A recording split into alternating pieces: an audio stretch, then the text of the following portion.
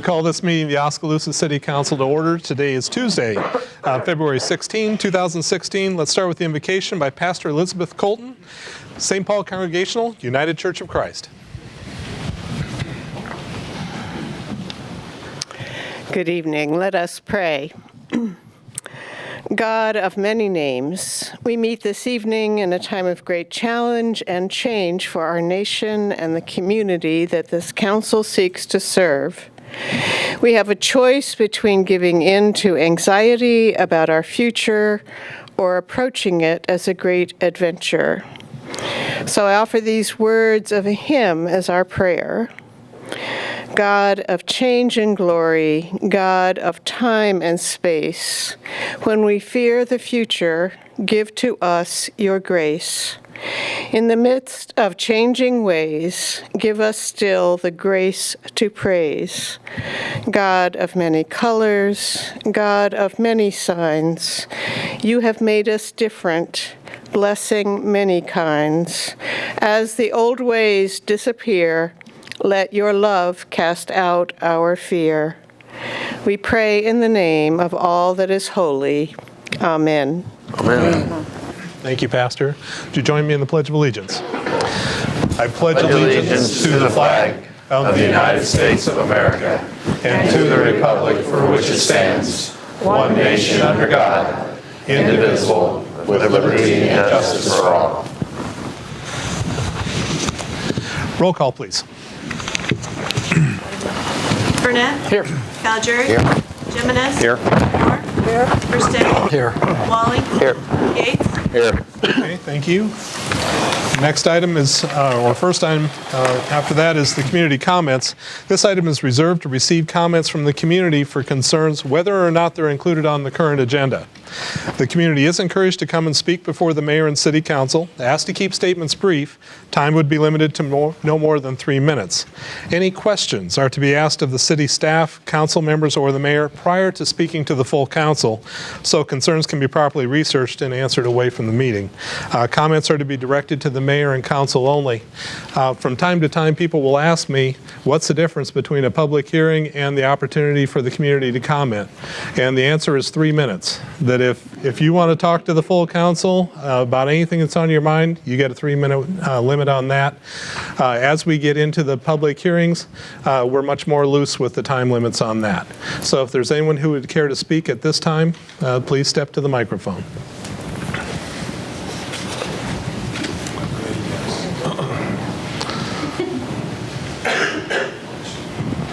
Hello, I'm Andrew Jensen, Director of Mahaska Community Development Group.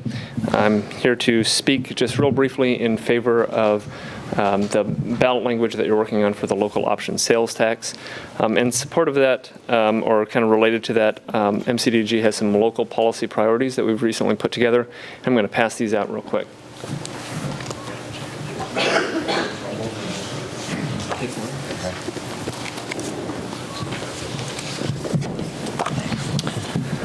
I don't really have a whole lot to say. Beth will say a little bit more, but from Mahaska Community Development's perspective, as an economic development corporation, having high quality amenities for residents, for potential incoming residents to the area, having these types of things is critical to the community. So from that perspective, we support the recreation and early childhood education project. One thing that I've looked at extensively is just you look at our workforce and our demographic trends. We have, right now, our employers say that getting high-quality employees, just the workforce issues, are the biggest constraint to growth for our community. And that's what we see all across Iowa. And then when you couple that with looking at our demographic statistics, worker shortage is something that is real, and it's an impending situation that we're really going to have to deal with. And so investing in these types of quality facilities is one thing that we can do to try to make our community competitive in this regard. Additionally, as you see on the policy priorities, we say have a high priority in investing in infrastructure tied to long-term planning, and the other portion of the penny that you're discussing going for roads and infrastructure directly hits on that. I think for any approach as far as how to use the local option sales tax, a balanced approach that addresses multiple issues, is something that we definitely support. So the ballot language that you have before you, I know you discussed it in the study session ahead of this meeting. Just encourage you to pass that, and thanks for your consideration.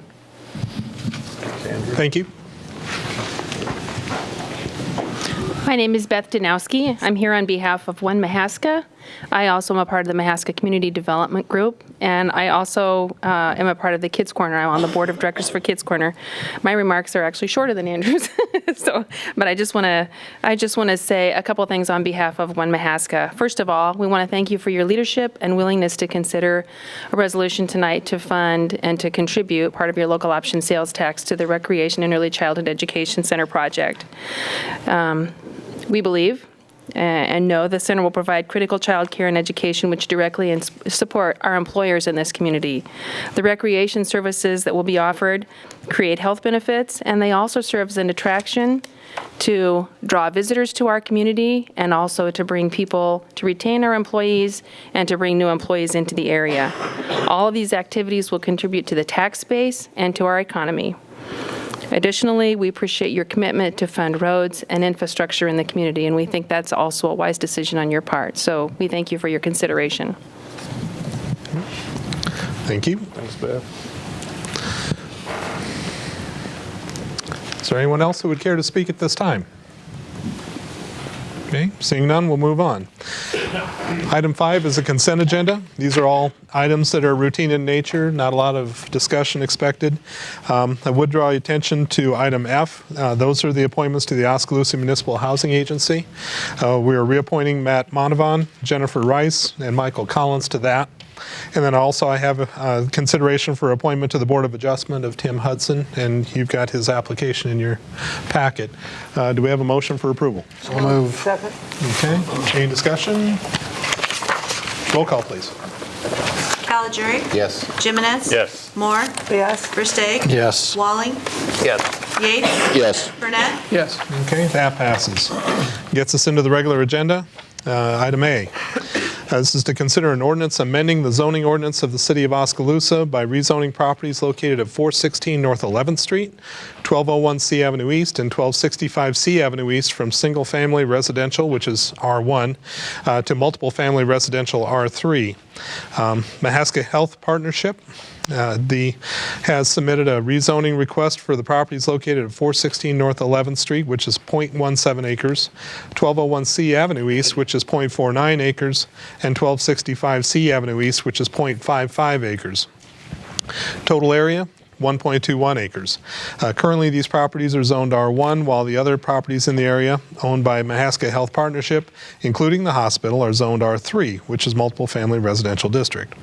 The reason for the rezoning request is that Mahaska Health Partnership would like to have consistent zoning across all of their properties for possible future developments and to install new signage. According to Table 17.08B, which is the permitted uses by zoning districts in Oskaloosa Municipal Code, healthcare uses are not permitted within an R1 district, but are permitted within an R3. In addition, hospitals are not permitted within an R1 district, but are conditionally permitted in an R3. So in regard to sign regulations, both R1 and R3 districts have a maximum sign size of 32 square foot for civic uses, and that includes hospitals and healthcare, maximum height of 10 feet, and side yard setback of 10 feet. The front yard setback is not the same, with 5 feet in an R1 district and 10 feet in an R3 district. A separate sign for the hospital cannot be permitted in any of the above-mentioned properties at 416 North 11th Street, 1201 C Avenue East, and 1265 C Avenue East. However, in order for any future signs to be approved on any of the above-mentioned parcels, all hospital-owned properties will need to be combined into one parcel. Without the rezoning of these properties, the combined parcels would have two different zoning districts. Therefore, the applicant is requesting to rezone these properties to an R3 district that allows for possible future hospital improvement projects and consistency in parcel zoning and sign regulations. Planning and Zoning Commission considered this item at the January 11, 2016 meeting, recommending by a vote of 4-2 that the City Council approve the request to rezone the above-mentioned parcels from an R1 district to an R3. So, I understand the hospital has requested having the hearing but delaying a vote until they have a chance to hear everything being said in the hearing, possibly the first Monday in April, to address any concerns that have come up. I'll open the public hearing at this time. Is there anyone who would care to speak to this?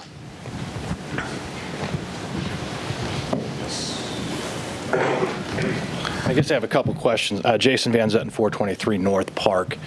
Are we discussing the delaying first, or is this the public hearing for this? When is that going to happen? I mean, several of us have been here already.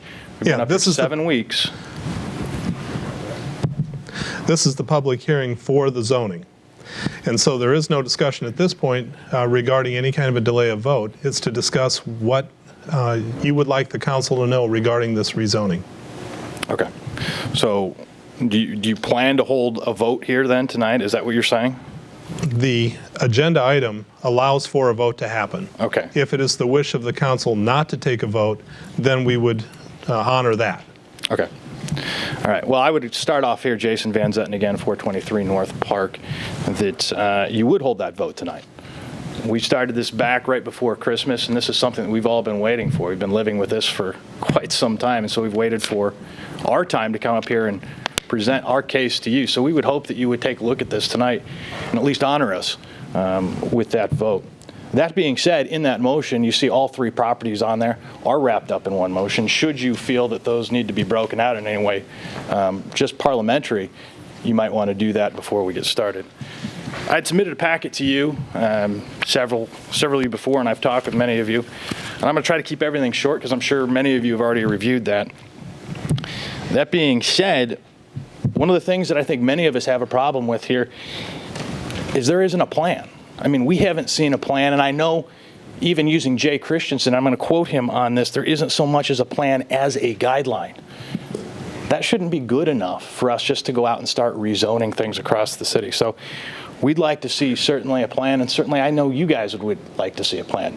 Rezoning the city based on nothing is not a good option for us to be looking at. That being said, when we went to P&Z, we presented our case there, and a lot of people there at P&Z didn't even know the zoning plan was adopted in 2000. We have to trust that when you look and you pass those zoning plans back in 2000, that you have an idea of where we're going as a city. Us as citizens, many of us have made reinvestment back into that neighborhood. Again, in that packet, going back as far as 1907 with Mr. Walker's house has made investments. I've just recently made investments. I know several of us, and hundreds of thousands of dollars have made reinvestments in the fact that we're going to believe that your zoning laws and your zoning plan is going to stay intact, and that's what we'd like to see. Obviously, I wouldn't put in all the money that I've just put into my house recently if I knew all of these extensions were going to happen. How big is a hospital allowed to get? How big is any entity allowed to get inside of a residential zone? I know many of you remember the church that came up over on South 7th. We had that same conversation there. How big is it allowed to get? Can you allow a company or anybody to continue to buy and buy and buy and just rezone without a plan? There has to be some sort of reasonable expectation to say we have to stop somewhere. And that's what I'm asking with some of these properties here. If we look at 1265, the property to the west, the property to the east, there's a line there that has been established for several years, going back 40, 50 years. This is a whole new development for them. To be able to do this, we have to limit what their growth is there.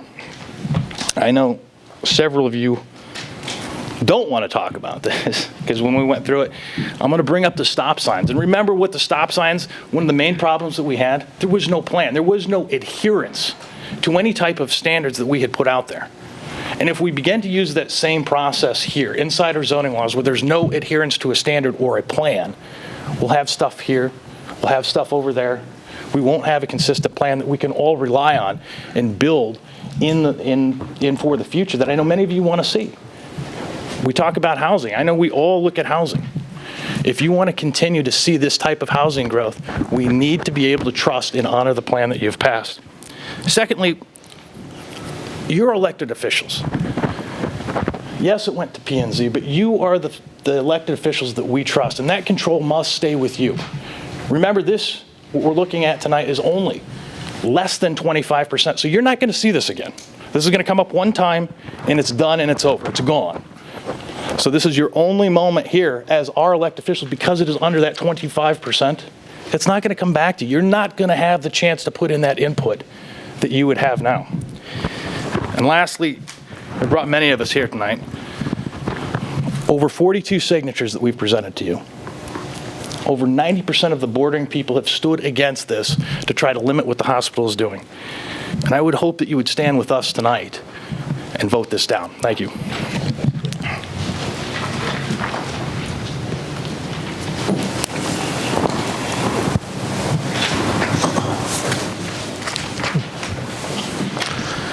Jay Christensen, CEO of the hospital. Sorry I'm losing my voice. That's probably a good thing for all of you. You know, obviously, we're here requesting rezoning of 3 properties. I think, you know, the easy is we've purchased 2 of those in the last 18 months. One of them we've owned longer than that. The idea is, as I told the mayor, I would keep my comments short, and he took most of them in what he read from the report, so that's very accurate. You know, we're trying to get consistency of zoning throughout our property. It's what you would grant anyone else that had made purchases in such a situation.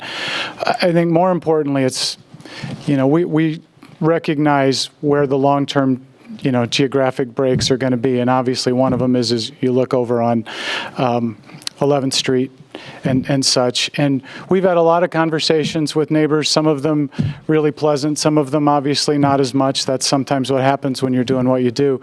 But at the same time, we have spent a lot of time looking at and working with people specifically on what should that border look like, what should the landscaping look like that go with it. So to say that there's not a plan isn't really accurate. We have a guideline that our board has worked on. It has not been adopted as a formal plan. And as I've discussed with a number of you and discussed at planning and zoning, the lion's share of the reason is they didn't like the order with which some things got done. It doesn't change the location of where they want to do some things. And for us, as we looked at where those properties lie and what our long-term thoughts are, you know, they essentially relate to parking or signage on those properties. I think as you look at them being on the periphery of what we own, that is likely what that's always going to be. And it made sense to look at doing something in a bigger chunk at one time. There's always some economies of scale in doing that. So as we look at it, again, it's about consistency of zoning. It's about the ability to do some things. I will challenge a little bit from the perspective of not having to come back to you. We would have to come back if we're going to do parking and do a site plan, and we would certainly intend to do that. We know that we have to address drainage. We know that we have to address the aesthetics of that. I mean, that would be something that we brought back to the council. That isn't something that we would just do without bringing it back. And the reason for our request to extend that is we have heard, you know, one of the advantages, disadvantages, I guess, depending on your perspective, is our board meets once a month, and we're not all located within the city limits. So getting our board together for additional meetings and having conversations isn't always easy to do. Everybody's busy, as all of you are as well. So we've listened, we've heard, we've asked a lot of questions, and our board would like an opportunity to have a meeting, to talk about it, and then to extend a time where we could visit as a board with neighbors talking about specifically what the intents are of those properties and have a little bit more communication. And that's the request for that extension of time. It isn't anything other than that. And so I think in the end, that will lead you to a better end result, and that's our plan. And I guess that's my request for moving it to, you know, allowing a February meeting and some time to meet in March to be able to do that. Our next scheduled meeting isn't until February 29th. So that's our request. I promised I would keep it short. I'd gladly address any questions that you might have, or I know you've seen all the materials that go with that as well. Yeah. Question I have. Guideline plan, I don't want to get hung up in the semantics, sure. But you said the only issue is the order of the phases that was in the document I believe I saw that the board had? Correct. Is that one of the items that plans to get addressed in these next meetings so that by the time if we would delay it, that could be reconciled? I think you could use it as a plan. And I don't want to sound like this is conflicting information, but I guess I want to also be honest. You know, when you look at a 20-year plan, it's entirely, and you're in a business where the business changes, to tell you that it will look like that in its entirety 20 years from now, nobody could do that. But I can tell you what the intent is to do with the properties that we're talking about. You know, if it's rebuilding some areas within the hospital, I don't know that I can tell you exactly what that looks like. But yes, we would be sharing that plan and talking about that. Obviously, changing the order changes a couple of things in it, but those are part of what those conversations will be between now and April 4th, yes. Thank you. Thank you, Jake. Thank you.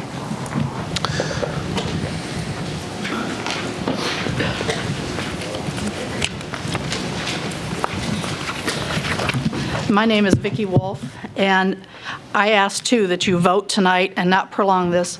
The hospital brought this forward in December. We didn't bring it forward, they did. So they should have had their plan intact before they brought it to you instead of asking for a postponement.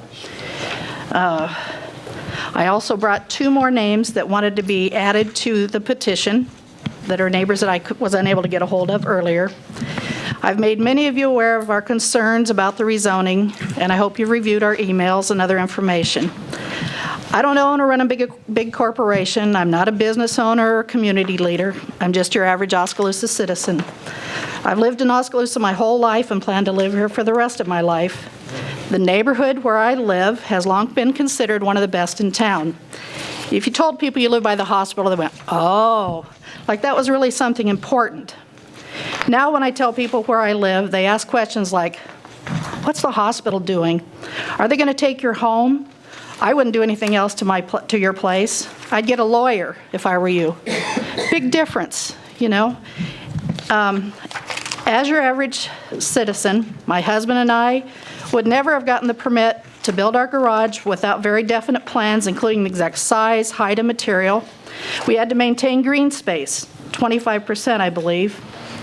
We would never have gotten the permit as a matter of convenience. If the average citizen is required to provide detailed plans, how can the hospital be allowed rezoning based on a matter of convenience? I care deeply about my neighbors and the future of this neighborhood. My neighbors and I have tried to maintain or improve our properties. We do our best to make this area a great place to live. People are not going to want to live around a parking lot and have that be the view from their homes. And if you look in that area, with the exception of the 3 on our block, every other home around there, that's what they're going to look at, is a parking lot. This would definitely affect the property values and would kill a nice residential neighborhood. We understand that the hospital has limited space, but feel maybe they could take a closer look at the property already zoned R3 and see how they can make better use of that space.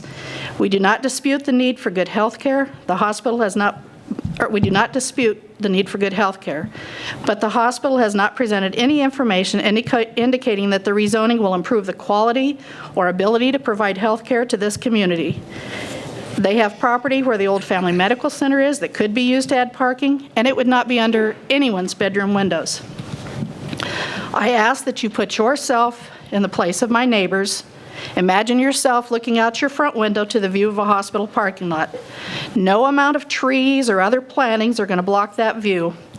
Also imagine living in my house, or Darwin Shealy's, or Brooklander's, with car doors slamming, extra lights, traffic noise, and the dreaded beeping of the snowplows under our windows. I think it's sad when the average citizen feels that they have little say in what happens in their neighborhood. There are neighbors here who are older and don't need the stress, neighbors who have suffered recent loss of family members. We have a police officer in our neighborhood and business owners that don't want to get involved. And I was told recently that just because someone has the right to do something, it doesn't mean that it's the right thing to do. The hospital has the right to buy up property, and they have the right to dream about what they could do with the property. But is it fair and right for that to come at the expense of good citizens and destroy a nice neighborhood? The hospital purchased residential property, and we ask that you vote no to the rezoning of all 3 properties. Please protect our neighborhood. I also hope that most of you, Molly Sterner was sick tonight, and I think you should have received her email. Otherwise, I can read that. Receive. I didn't get it. You didn't? Did you guys See get if I can get it out quick here. It came while we were in a work session, Okay. so I saw it on my phone. She's So it was after. I'm a bit under the weather, so I will not be in attendance to this evening's meeting. However, I did not want to let the opportunity to voice my concerns about the request for the rezoning made by the Mahaska Health Partnership. My husband and I live at 1115 C Avenue East, and we have concerns about what granting the rezoning would mean for our neighborhood, our neighbors, and our own property value. Of particular concern to me is that the hospital has not presented site plan map and has been unwilling to share their 20-year plan. It is my understanding that anyone else applying for the rezoning would be required to have definite plans for the property. And I believe homeowners and neighbors have the right to know what the property is going to be used for. Additionally, the hospital, at least to my knowledge, is not currently stating any need for the rezoning. The only stated interest is in a sign, which would not require R3 zoning. It is important, I think, that neighbors have a voice in the shape of their neighborhood, or the shape their neighborhood takes. And so I encourage you to vote no for the rezoning, and in so doing, to prevent the hospital from being free to develop their neighbors' properties in any way they choose. And that's from Molly Sterner. Thanks. Thank you, Vicki.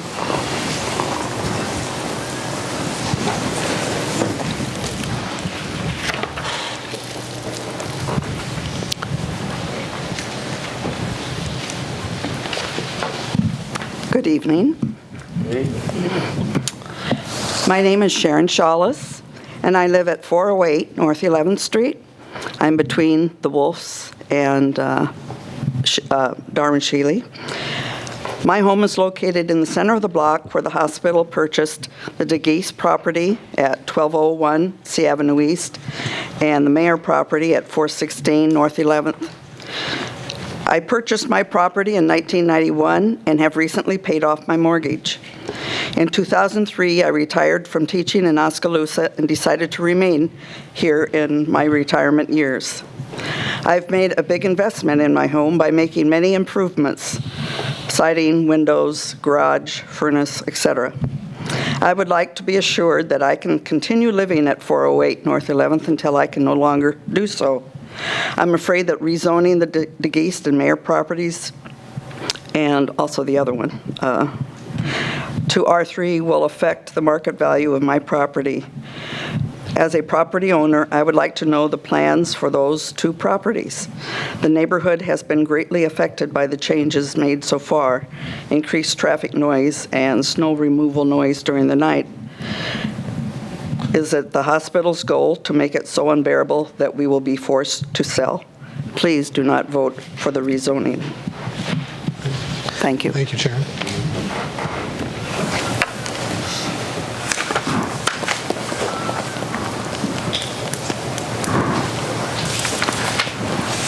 Is there anyone else who would care to speak at this time?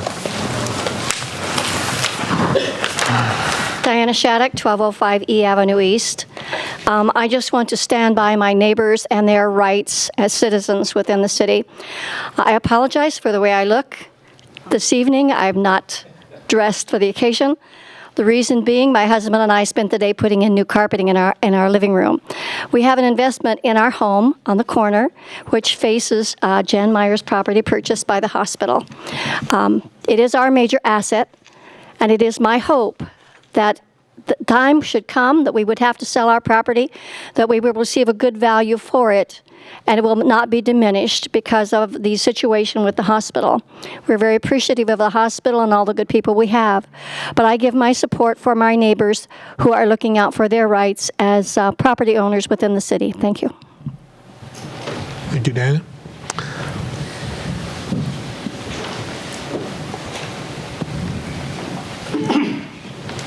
My name is Matt Moore, and I'm here to speak on behalf of the three property owners. And I'd like to start by saying this isn't a perfect analogy, but the hospital truly is no more than a factory that provides a very specialized service. And it's a service that we all want in our community, and we want a good service in our community. It's an amenity. We all want a good amenity. It brings people here. But at the same time, an entity that is that large, that is essentially no more than a factory in the middle of a residential neighborhood, has to have some checks and balances that go along with it. Now, I'm not an expert on the zoning and planning, but here's what I understand, and a lot of it is from a memo or a letter from Akilish, which was written the day after the planning and zoning meeting, January 12th. And the way I understand this is, as long as you keep these 3 properties as R1, then the hospital is going to have to come back to you and get your permission on how they're going to go forward with developing the rest of that property. And I grew up in Oskaloosa, and I grew up not far from this hospital. In fact, I grew up when there was a catechism center where between the hospice and the hospital. And since I've been back in this town, I've seen the hospital develop, and I've seen it develop in a way that honestly defies my common sense. I'm a relatively intelligent individual, but when I go over there, I still don't know where to find things. And sometimes when I go over there, it's easier to get in my car to drive from one spot in that hospital around to the other side of that hospital. And I think that that is just a perfect reflection of no comprehensive plan out there at what we are calling a factory that provides a very beneficial service to our community. And I think if you give them their R3 on these 3 properties, or any 2 of the 3 or any one of the 3, that you're turning their ability to have unbridled development over, and I don't want to say that Jay's wrong, but I think that my understanding is contrary to yours, that once these are R3, the only site plan that has to be approved is by the Public Works. But as long as you maintain these as R1, you can require them to come back to you with the site plan that you can have input on, okay? And I think that this is an entity of the magnitude that requires you folks to maintain control over it, not kicking it downstairs to P&Z or Public Works. And so, building upon what Jay said, the economy of scales, when you have an entity of this size that's going to be spending millions and millions of dollars on development, it seems to me a very, very small threshold requirement that they present something more than what they say is a guideline. There ought to be some type of comprehensive plan, even if it's not perfect. We understand things change over 20 years. We can all live with that. But at this moment in space and time, while you folks can retain control of how that factory progresses in size and scope, I think you should hold on to it and not turn it over to a subordinate entity like P&Z or Public Works. Akilish has said that the only time that a site plan would be required if it's less than 25% is by Public Works. I have the memo if you folks would like copies, or the letter. So what I'm saying is, this is a factory that provides a very beneficial service to our community. It's a factory that we want to be improved so it draws people to our community. But it's a factory, nonetheless, that needs to grow in a way that is, I guess, has the influence of the council and the control of the council, not a subordinate entity like P&Z. And so I think you should really, really give thought to this vote, because if you turn these into R3, then you're going to lose control of it as a council. And I think as a council, this is a project, an entity of the size that you folks should ultimately retain control of. Thank you. Thank you.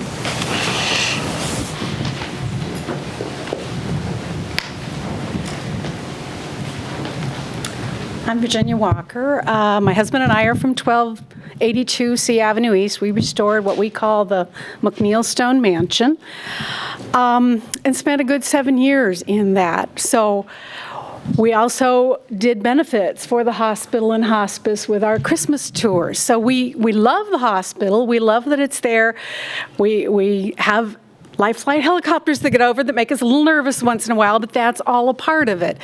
But my problem is when non-taxable entities start buying up properties and tearing down historic houses that were in wonderful shape. I begin to draw lines there. We put our heart and soul into restoring one. And when we see one go down or another one, and there's no taxes now on this, as far as I know, and it's just driving everybody else's taxes higher, that's a sad situation for our city. It's making it much harder for our businesses and everybody else to come to our city because the taxes are being raised. It's not just the nonprofits, it's also the churches. So the city council needs to take a look at some of the things that are being done and that are happening. And I hope that you will take a look at this and not rezone this, but just keep control of it. We have not asked for a difference in zoning, so we could put a sign out. We want to keep it as a neighborhood. We want to keep it so that it is special, because it is a special neighborhood. So. Thank you.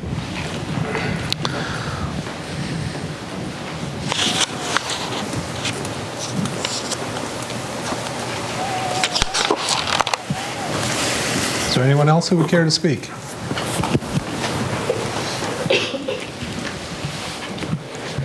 I'm Kelly Brooklander. My husband and I live at 1283 C Avenue East, which is the house directly east of the 1265 lot they're talking about.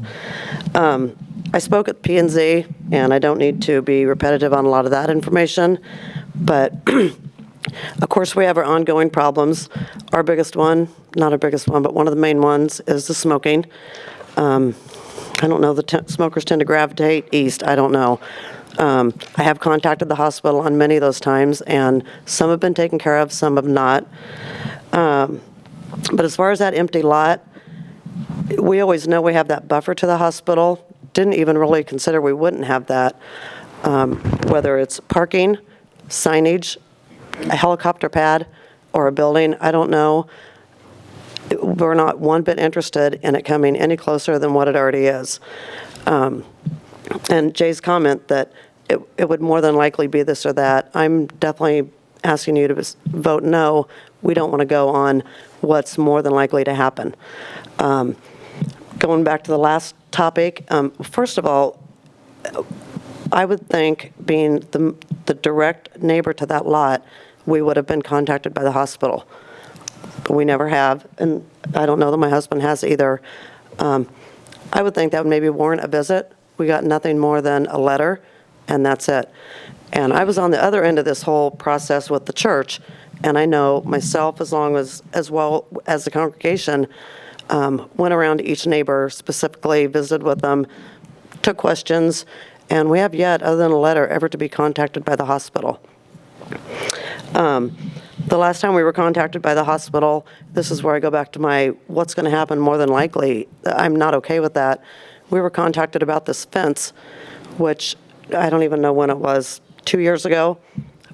And we appreciated being involved in that. Went over there, had the meeting, saw pictures of this stone structure that was going to be a fence between us and that property. And it was going to start like, say, October. Nothing happened. Winter came, spring came, and we knew nothing. What happened to this structure that was supposed to go up? And in the meantime, then, I don't know what month it was, but it was many months later, they did get started. And instead of an 8-foot concrete structure that was supposed to be there, we ended up with a 6-foot laminate, or whatever that is called, composite fencing. Never were told about the changes. When they came and dug around, we assumed they were putting a concrete fence up. And I think that is lack of consideration, lack of communication, I don't know. But it takes me back to, I'm definitely not okay with what's more than likely going to happen there. And any of those scenarios there, we're not interested in.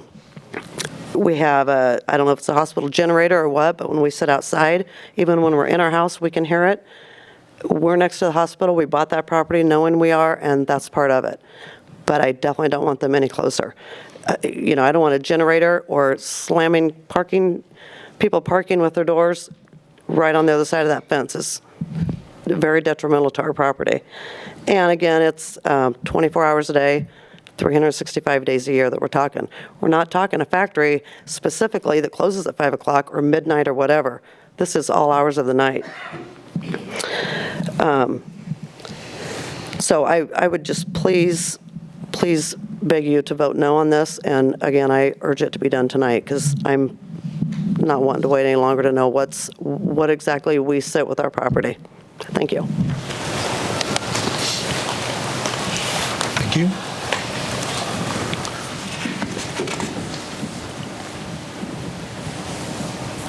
Anyone else?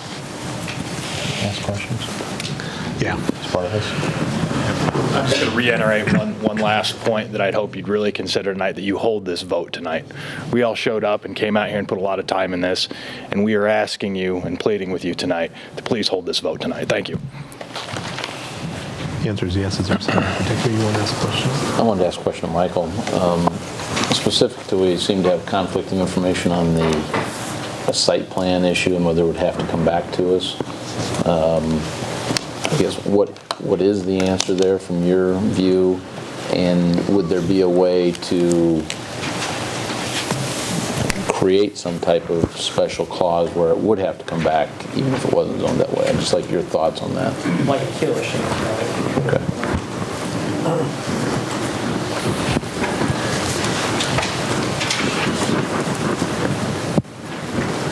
Kailash Pal, Public Works Director. The City of Oskaloosa Municipal Code doesn't require you to submit a site plan if the redevelopment doesn't exceed 25%.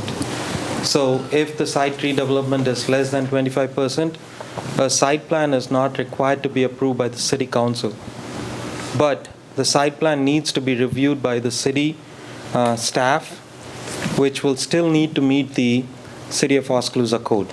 So all the zoning regulations will be required to be met, irrespective of whether a site plan will be required for council approval or staff approval. So could there be a requirement? I think that's more of a legal question. I think as an applicant and as a good neighbor, the hospital may suggest that they would do that. But again, that's up to them, and legally, I don't know. And that's why I'm looking at the city attorney. Well, that seems to be a big issue with the residents, is that we don't, quote unquote, kick it downstairs or upstairs, however that goes. And so if there was some way to make sure that it long-term resided with the elected officials, then we'd still be accountable. So that's why I wanted to ask that question. And again, the board that it would be turned over to is the Board of Adjustment, if I remember correctly, because they handle by code these issues. And so my perspective is it's not necessarily kicking it down to anybody. And I want to make sure that wasn't my phrase. That was just what I heard, and so I was just trying to address that. Right. But those are the appointed people, the experts that you've put in place to deal with that. Jay, do you have a further comment? Can I answer that? I'm speaking on behalf of our board, which I hope I have the ability to do. I have one board member here. But certainly we would be willing to commit to bringing a site plan back for review. I think that's the right thing to do. So I don't have a problem with that. Can that be written in then on that rezoning? To say that they voluntarily will commit to that? It's an interesting question. I'm not sure. I'm sorry, Matt, didn't mean to cut you off there. I think I interrupted you, David. It's an interesting question. I'm not sure that I have a perfect answer to it. I mean, obviously, I suppose we could try to come up with something in that fashion. I'm not sure there's anything in the code that immediately lends itself to that. I mean, perhaps with some creative thinking, we could try to come up with something, but I don't see it as being like a grant of a conditional permit where we could say we grant it conditioned upon these certain things. If we kicked it around, I suspect I could come up with something that would be workable, but I'm not sure there's anything immediately in the ordinances that would contemplate that. Mr. Mayor, can I approach? Sure. I think that your state code will trump your city code, and I think that has the answer that Doug's kind of looking for, that you can bring right in 14.5. It lets you essentially establish some special conditions by the landowner, i.e. the hospital, so that you could essentially control the rezoning. You could set as a council the requirements of the rezoning. So before you rezoned it from R1 to R3, you could impose specific conditions on the plan. I think that's the way I read that, David. And what Matt is saying, by the way, that's Iowa Code Section 514.5. You all have that in the packets in front of you, too. That was, I believe, the one that Amy Beatty had sent to, I think, Jason. She may have sent that to you initially. But that is the section there. The city ordinances do, I'm speaking without that in front of me now, but as I recall, the city ordinances specifically refer to the Code of Iowa too, so any provisions set forth there in the Code of Iowa would come into play on the other. Let me take a look at the language here again, though. It's been some time since I've read through this one. And looking at it, a quick read, Matt is indeed correct. The council may impose conditions on a property owner which are in addition to existing regulations if the additional conditions have been agreed to in writing by the property owner before the public hearing required under this section or any adjournment of the hearing. Obviously, some other things, conditions must be reasonable, imposed to satisfy public needs. So I would acknowledge the validity of this, and that would, of course, appear to allow the imposition of conditions such as that. Do you think you can do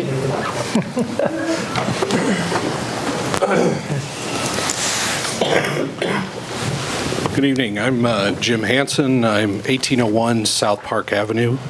I'm a neighbor as well as a hospital board member. Heard a lot of stuff tonight. I appreciate all of it, and wanted to make a few things clear, at least from my standpoint. From the board standpoint, I think Jay is correct. I doubt that there would be anyone against the idea of coming back and getting approval of the council of reasonable use of these properties. I can assure the three homeowners that are adjacent to our property on North 11th, excuse me, I'm losing my voice too, on North 11th, that we have no interest in purchasing their property until such time as they're ready to sell it. We have no interest in condemning any property. We have no interest in forcing anyone out or anything like that.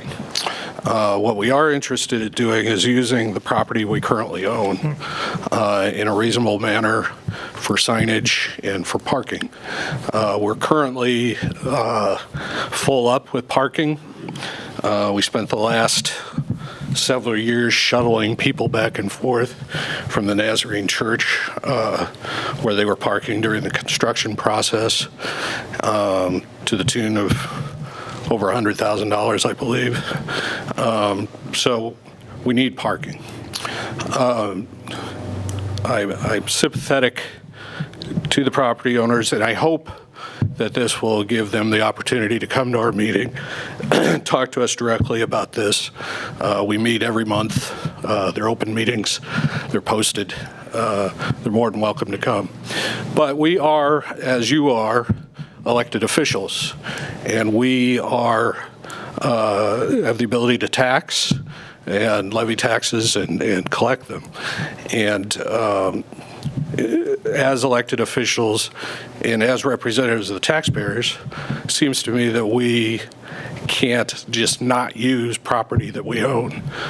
We've owned the parcel on the east side for quite some time. I long before I was on the board, and I've been on the board, I think, about 10 years. And that's just laying in waste right now. We have no way to use it as it's currently zoned. I take exception to the fact that we're being compared to a factory. We don't make that much noise. We don't spew out pollution. We don't spew out noxious odors. We're not asking that it be rezoned to an industrial district. I think it's just not even logical to think that way. But I would encourage the property owners to come to our next meeting. My guess is the board at our next meeting will schedule a special meeting to discuss this with any neighbors that care to come over. So that's all I had to say. I'd be glad to answer any questions. Yeah.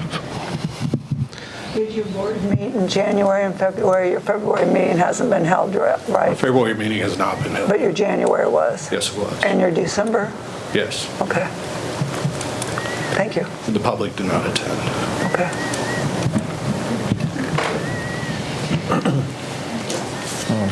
Were they invited? I do have another comment. Again, they're asking you to postpone it because they need to have another board meeting and whatever. They've got a 20-year plan. I have seen that. There's parking planned there. They're the ones that asked for this. They're the ones that came forward at the time that they did. And now they're asking you to put this on hold again and put all the neighbors here on hold to see what's going to happen. I really hope that you'll take a good look at things tonight and vote so we know where we stand and we don't have to have this held over our head for more months, wondering what's going to happen, when it's going to happen, and those sorts of things. So, thank you. Can I speak from here? No. I want you on tape. Matt Moore again. I'll be less than 10 seconds. It seems to me that you're being asked essentially for a balancing.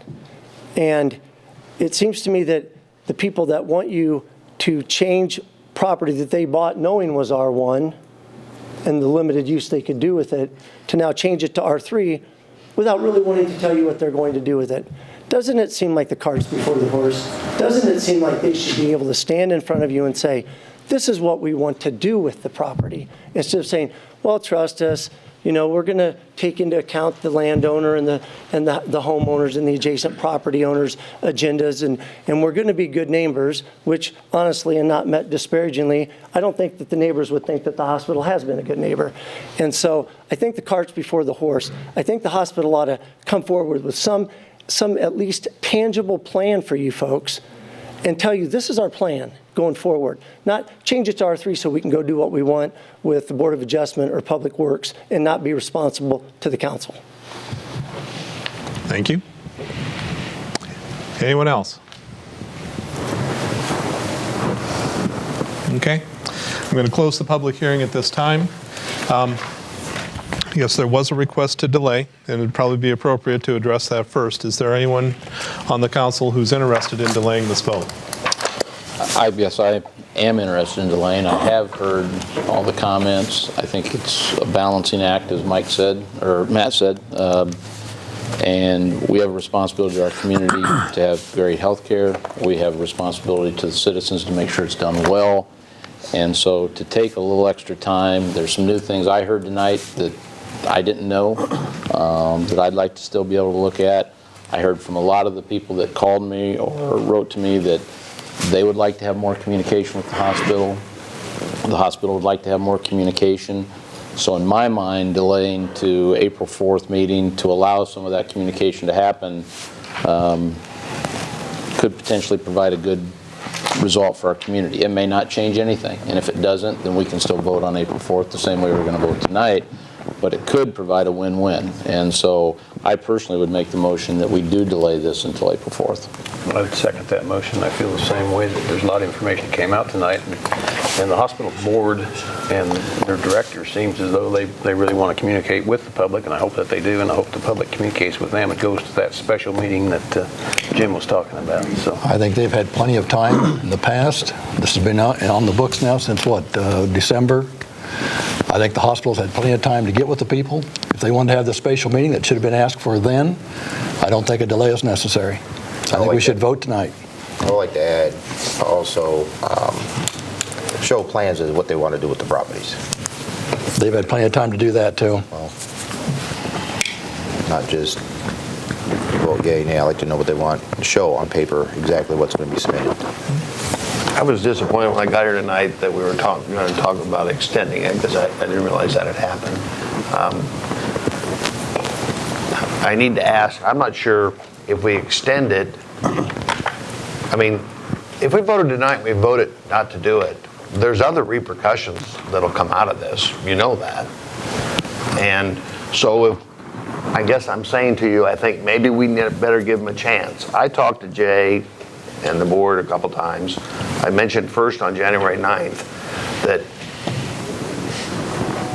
no matter how it seems, they've failed to be as transparent as needed to be. And there need to be discussions to see if it couldn't be worked out. So if this is an opportunity that maybe that could happen, I'm probably gonna go along with that. But you have to be in true faith that you're going to change something. It's a black and white issue, and if nobody changes their attitude or what they need or want, you know, it is just going to prolong it. And I'm not the attorney in the room, but as I understand it, you know, if you stop this from happening, there could be other repercussions.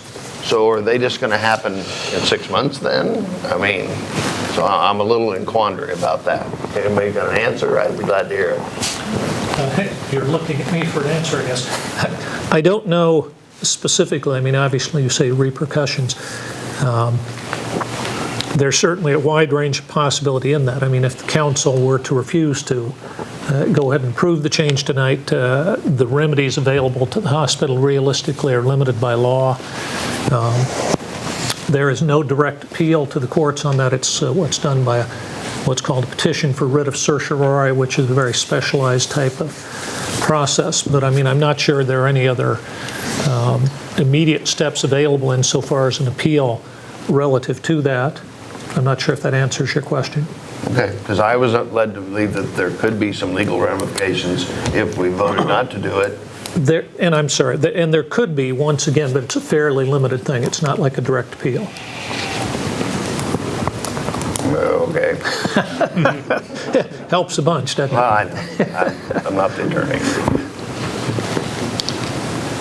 Any other discussion? We have a motion and a second to put off the vote until April 4th. I do have a question. It seems like the onus has been put on the hospital to communicate. I'm curious, what was the date of the hospital's board meeting in January? What date did you have a board meeting in January? 25th. January 25th. When was this the public notified that you were going to do this or wanted to do this?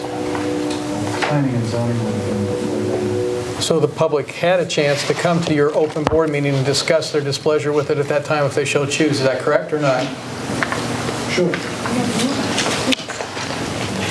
Just curious. I mean, I'm just, you know, it's... I mean, communication's a two-way street, so people got to be willing to communicate. So if the folks want to talk about it, but because I've heard here, I'm not sure postponing it's going to change anybody's mind, unfortunately. And I would ask the group, not that I don't know that maybe this is a rhetorical question, but Matt had mentioned the fact that they want it to come back before us.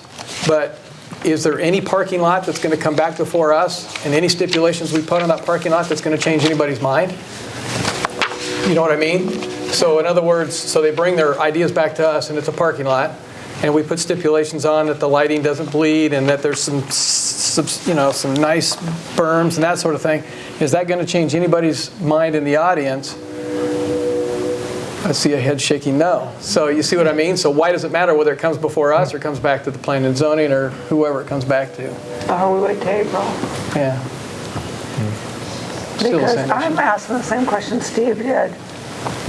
I had all kinds of communication on this in January already. I'm sure the neighbors out there were communicating with the hospital too.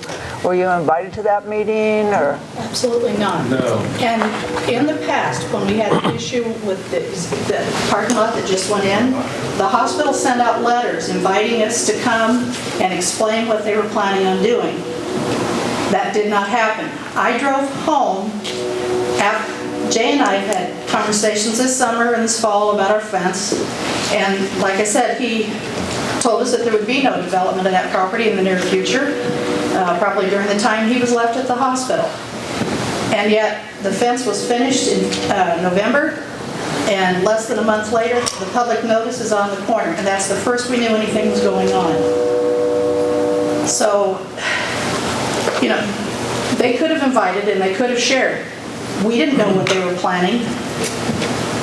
And so now they're asking you to wait and try and convince us in another way. And it's very frustrating. So we have the public hearing closed. And so I'm trying to confine the conversation to the council at this point. Okay, any further conversation before I call for a roll call? Mr. Mayor, if I could, the only other thing to point out, just procedurally, under the code section, of course, that Jason had got from Amy Beatty that Matt had alluded to a moment ago, you noted the materials in front of you. As I understand, more than 20% of the affected owners within the 200-foot radius are opposed to this, so the council will need a supermajority to grant this time. To grant the delay too? To grant, yeah, to grant the R3. Yeah, to grant the R3. Yeah, I'm sorry. I was but thinking not the that delay. rather than delay. No, I'm sorry. I was thinking of the other. Okay. Any further comments? I know, tell me exactly what we're voting on. We're voting to delay it. The motion and second is to delay the vote on the rezoning to April 4. Okay. Roll call, please. Jimenez? Yes. Moore? No. Versteg? No. Walling? No. Yates? Yes. Burnett? No. Calgery? Yes. Okay. Motion fails 4-3. Looking for a motion. Making motion we vote on tonight Okay. And what would that vote be? for just what it says in here. Okay. So do you want to handle all 3 properties at once? I would just Do you assume do want it to that way, support yes. them being an R3 or remaining as R1? What do you want the motion to be? All 3 at once. Yeah. What To do what? Okay. Do we have a second to handling all 3 properties at once? I'll second that. Okay. Voting on the merits now or just on the 3 rather than 1? Correct. Because what would be the advantage of voting on them separate, Dave? Well, the property are not illustrated on the screen anymore, but since they are not connected to one another, some folks might want to do all 3, each individual property as opposed to all 3. It's either separated is what Okay, he's saying. gotcha. Okay, I'll change that motion to separate them. Okay, so new motion is to separate. Yes. Is that support from you, Scotty? Okay. Okay. So are we going to vote on all 3 of them individually? Or? Which one do you want to Okay. go first then? Well, first I want to make sure that everybody agrees with that. So roll call on all 3 separately. Moore? Yep. Versteg? Yes. Walling? Yes. Yates? Yes. Burnett? Yes. Calgery? Yes. Jimenez? Yes. Okay, that passes. So why don't we, the order they're listed here, 416 North 11th. Do we have a motion on that one? It's one on 12th and 11th. Or, you know what? Where's 416? A motion to do. Okay. Change to R3. Is that what you're saying? Or what? Well, just as it said here, only we'll vote on each one separately. Right, so I need a motion as to what we want to do with 416 North 11th. Rezone it or not? Is that right? I'll make a motion, I guess, so we can vote Okay. to rezone it. Yeah. Rezone it to R3. Do we have a second? Second? Okay. Any discussion on 416 North 11th? Well, I'm gonna give him a whole spiel at once, and I've given it to quite a few people in the crowd. Person that looked at this and been working on it about as long as you guys, after it came through planning and zoning. Personally, what I feel about, there is a difference between the west side and the east side. I have to agree on the east side, not because who's involved or anything like that, that there needs a demarc line drawn there. I've told Jay to tell the board, as far as I'm concerned, I'd sell that property back to residential and get rid of it. They've been talking about that property my whole life, okay? On the west side, it's not that I'm throwing the west side to the wolves, but Vicki, we grew up together. It's a no-brainer that someday the hospital is going to own those properties. The question is about when. And I would hope that you could all get in the room and come up with some kind of written document that says when that may happen, that everybody gets treated fairly. You were shaking your head tonight, Vicki, and I was sorry to hear that, because personally, I think on what I call my grandmother's lot, which is 1201 C Avenue East, there's some berms that could be built there to help that. But as far as 416, the problem with that being is if the hospital would sell it, and I don't think they will, but if they would sell it, then if you go to R3, there could be an apartment house built there. I don't think the neighborhood needs an apartment house. So to me, like I tried to push for about a month, I need some written, in writing, to see the plan, see a document about the promises for the future. I probably won't be here by the time that happens. Not in this seat, I may not even be on this earth, but I think it could be worked out. But everybody has to go in the room. We went through this with the Center Reformed Church. You have to be able to negotiate a little bit in this world, and that's why we have so much trouble in the world right now. People are black and white, and they stay that way. So I'm done. So I'm ready to vote.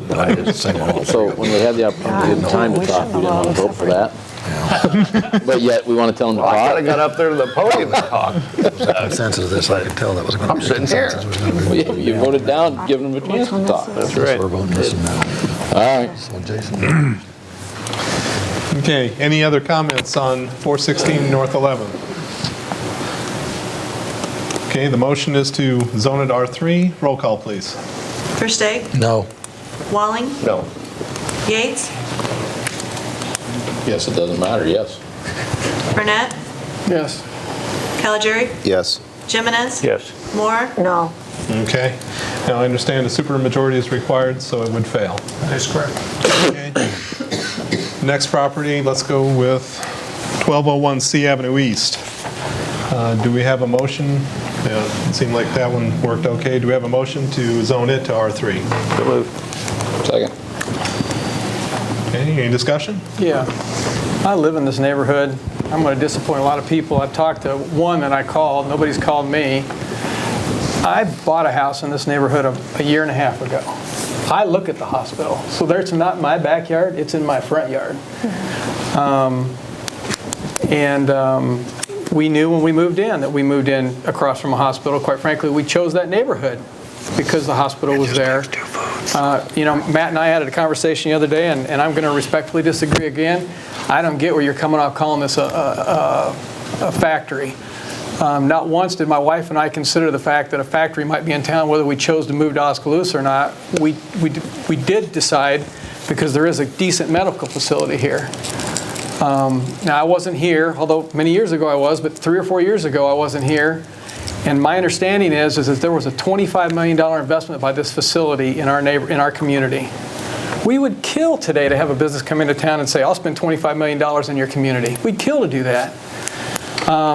And so, I'm sorry that I disappoint the neighbors and everything else, but I said that I think I want to see our community grow. And they're across my street. I hear the, when the helicopter comes in and my wife's talking at me, I see her lips move and I don't hear anything, all right? And it's not because I'm choosing that, it's because there's a helicopter coming in overhead. But I knew that was there when I moved there. The hospital was built in 1928. I want to say that every one of us that live around that hospital moved in after the hospital was built, so we knew what we were getting into.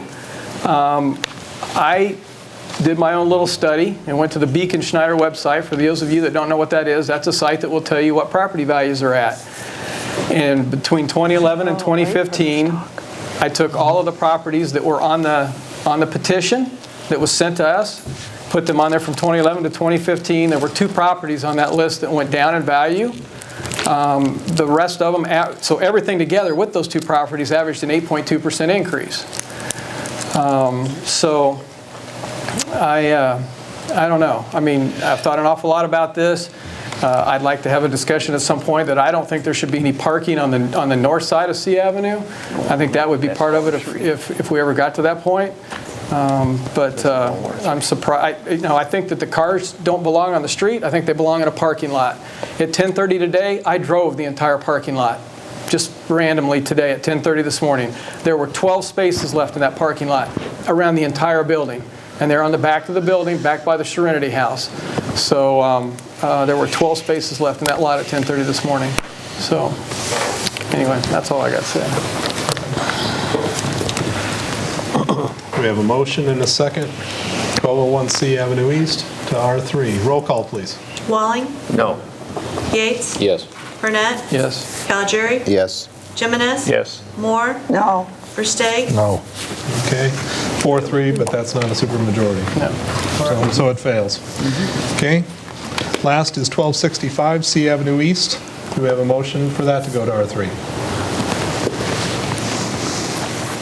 So moved. There's a vote. Second. Okay. Don't get a vote. Anything new to say? I guess I do like the fact that we looked at them separately because I look at this property differently, as I shared with Jay and Jim when I met with them. You know, when I look at the 20-year plan, there was a clear plan of how to use the other properties. There was not a plan to use this one, so I see this property as different than the other two. Roll call, please. Yates, No. Burnett, Nope. Calgary, No. Jimenez, Nope. Moore, No. Versteg, No. Walling, No. Okay, that's unanimous, so that fails. Okay, moving on. Thank you, everyone, for your participation in this, by the way. Item B, this is a resolution levying a special assessment against private property for sidewalk replacement in accordance with Section 12.12 of the City Code. Let's see, there are 2 properties here. Certified notices were sent to each property owner. Notice was published in the Oskaloosa Herald. If approved, the property owner will have 30 days to pay for sidewalk replacement in the city clerk's office. After 30 days, it's assessed to the property taxes with a payment schedule at 9% interest. Do we have a motion? Oh, excuse me, I'll open the public hearing at this time. Is there anyone who would care to speak to this? Please. Wish I did. Yeah.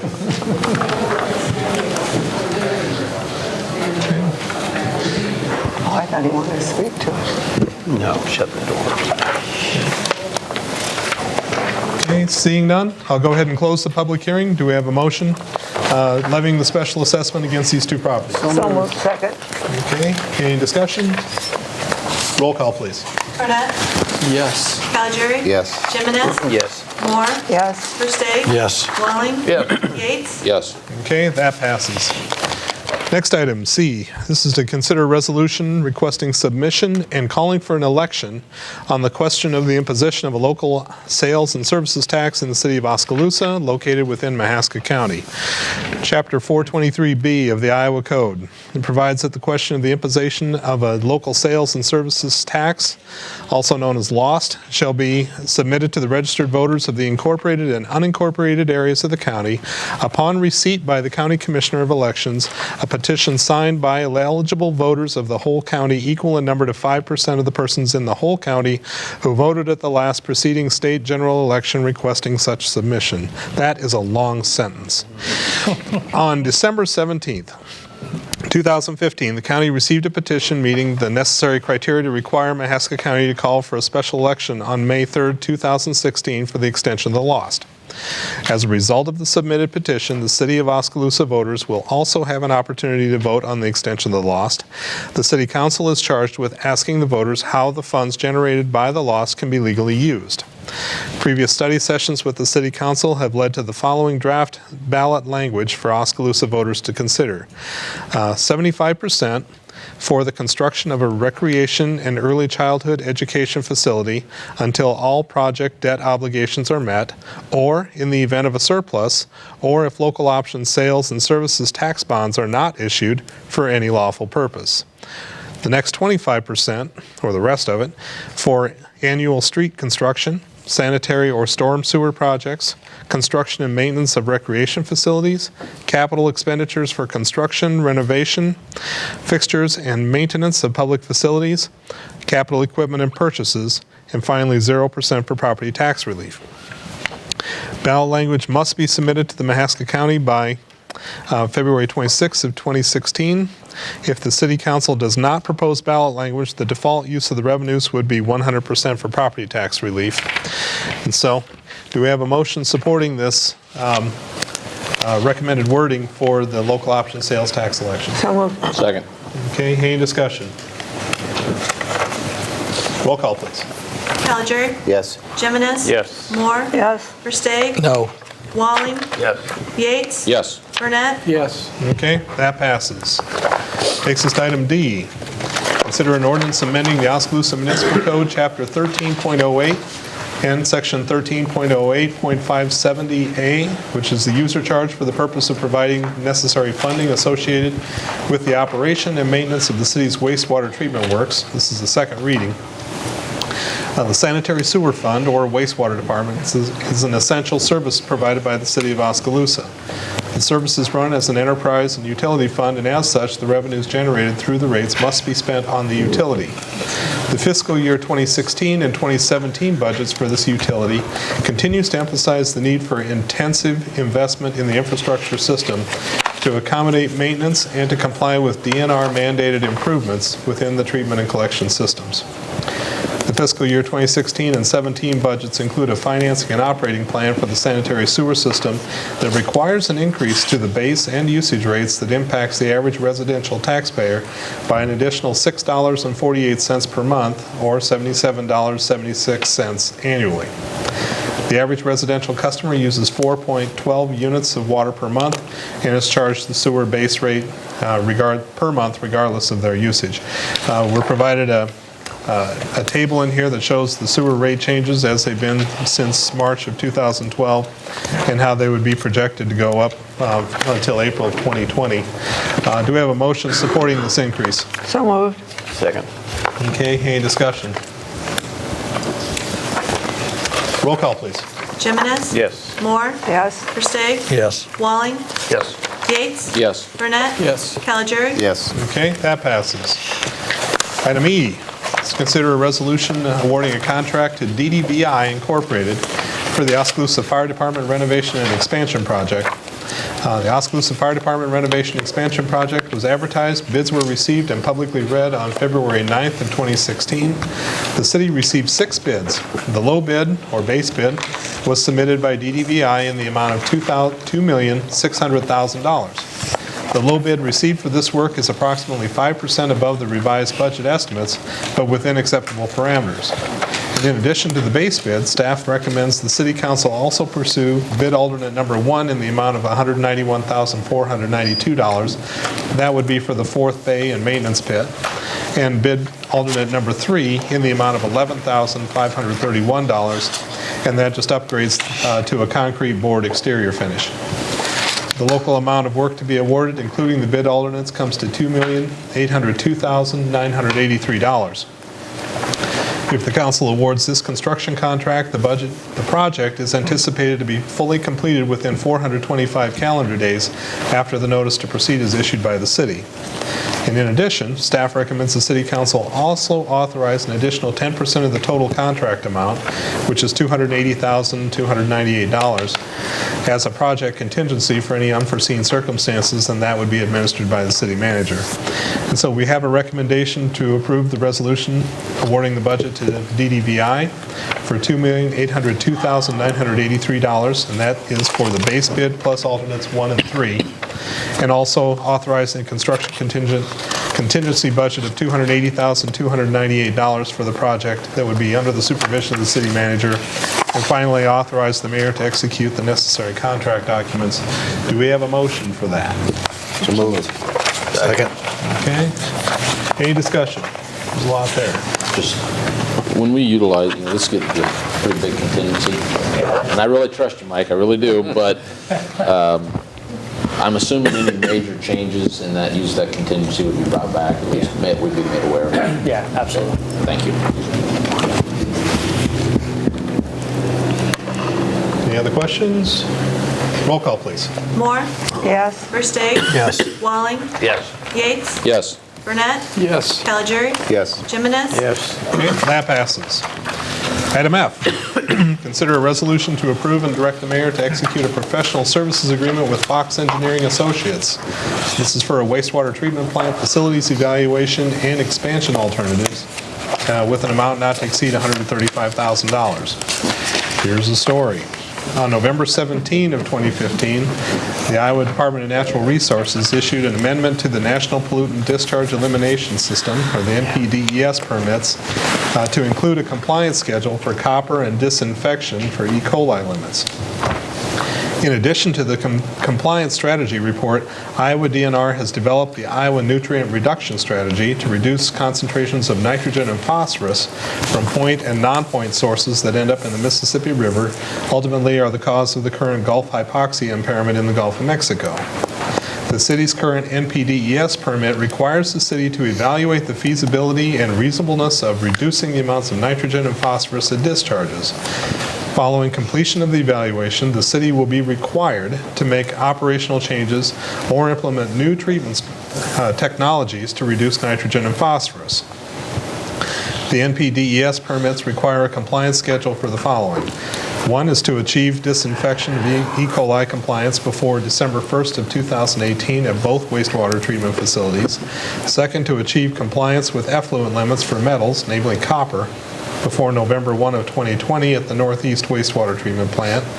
And finally, complete a nutrient reduction study before December 1 of 2017. In order to achieve the above-mentioned compliance dates, a facility plan will need to be submitted to the Iowa DNR before December 1st of 2016, and complete construction of the disinfection treatment improvements before November 1 of 2018. An updated wastewater facility plan will outline the improvements and estimated costs needed to meet the DNR permit criteria and maintain an efficient treatment system. City staff went through a request for qualification process, which resulted in 5 consultants that were interested in providing consulting services for the facility plan update. And based on the qualifications, staff selected Fox Engineering for the project. Staff has negotiated a contract with Fox Engineering for the facility plan updates and are requesting approval to proceed. Fox Engineering has provided the city with a contract in the amount of $135,000 to complete an updated wastewater facility plan. The contract is included in your packet. It's big. And so anyway, do we have a motion to approve and direct the mayor to execute the professional services agreement with Fox Engineering? So moved. Second. Okay. Any further discussion? I got a question. Snide comments? Anything? I was just going to say the 5 firms on the fire department, we had the bids listed. Are these in here and I just can't find them? It was a request for qualifications, and so pricing wasn't necessarily a determining factor. Okay. It was something that we had asked them for, but it wasn't. You don't always want to take low bid because they'll end up change ordering you on something like this potentially. So you really are looking for the experts, the best who would perform here for us.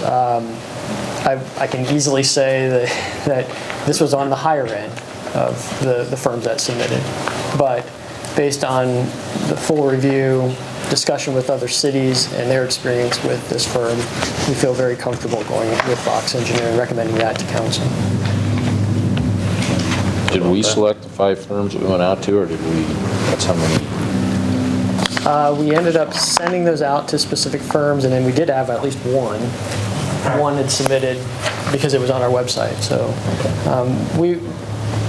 there are specific engineering firms that do this type of work, and so I think it's important that we would be the ones that would go out and seek their submittal.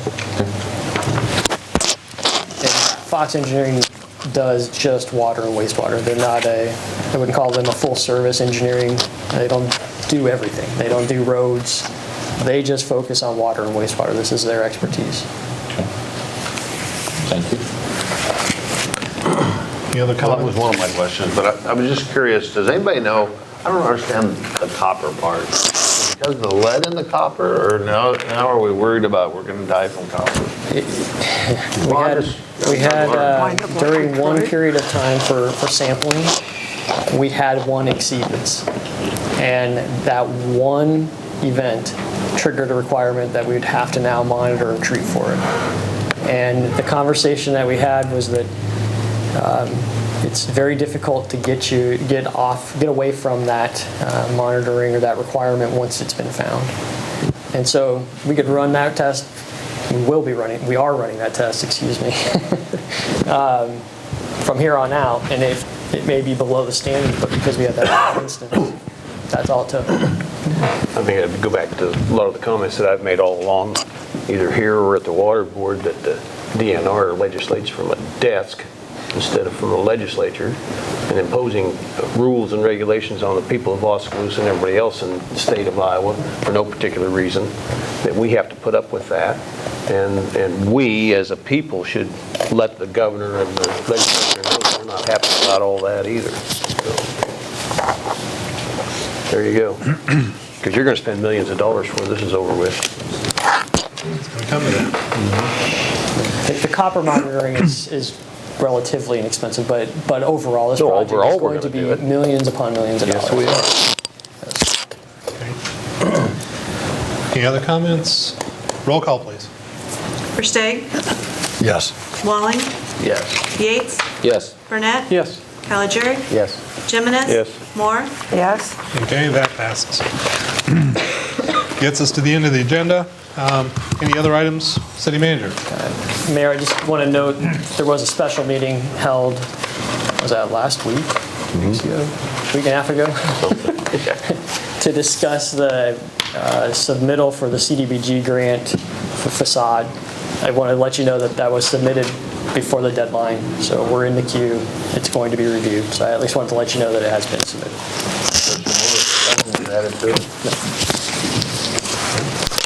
Too bad. When do we anticipate that we will hear back? In May. That's all I have. Okay, City Clerk, anything? No, sir. City Attorney, anything? Nothing, thank you. Okay. Steve? I'm good, thanks. Tom? Yes, sir. I'm fine. Okay. Doug? Nothing tonight, sir. Okay. Nothing, sir. No, thank you. Karen? I think maybe we should send Tom Jimenez to the state legislature when they're in session and talk on the behalf of the City Council of Oskaloosa. I'll go with you. They can't do anything about it. It's the feds. Yeah, and they're directing as well. Nothing else. Turn the EPA upside Well, down. then send him to DC. All right, nothing, Joe?